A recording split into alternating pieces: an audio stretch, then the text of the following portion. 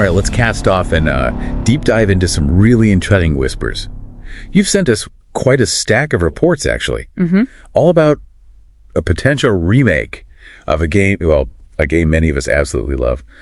Assassin's Creed the Fourth, Black Flag. Yeah, a definite fan favorite. So our mission today is basically to navigate these rumors.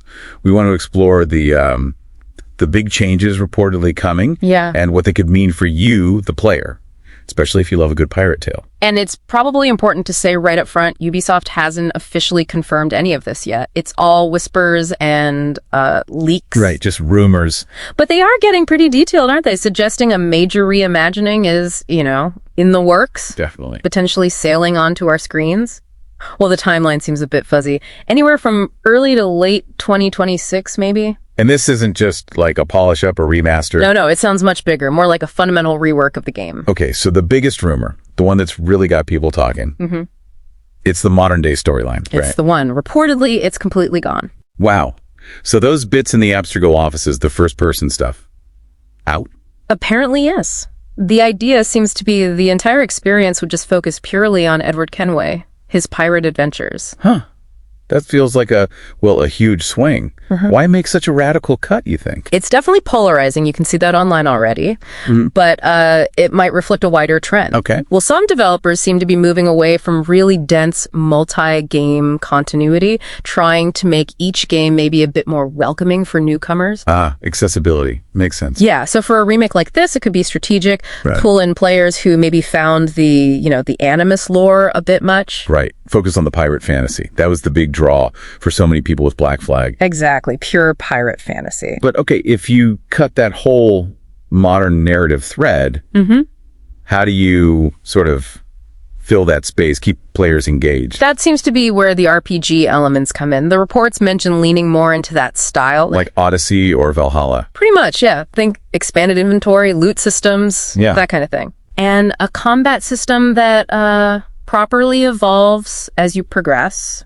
More player choice, more customization for Edward. So building out his journey in a more kind of granular way. Exactly. And that also ties into, those quality of life improvements people always want, making the gameplay smoother. And it's not just tweaking the systems, is it?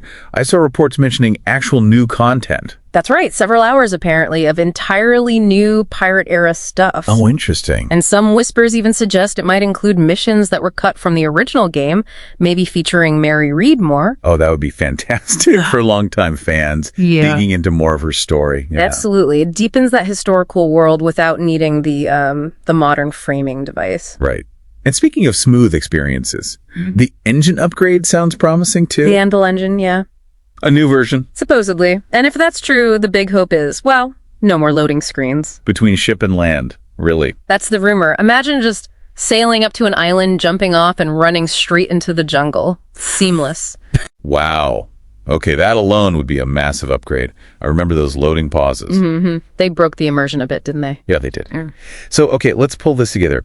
What does it all mean for you, the listener, whether you play the original or might jump in now?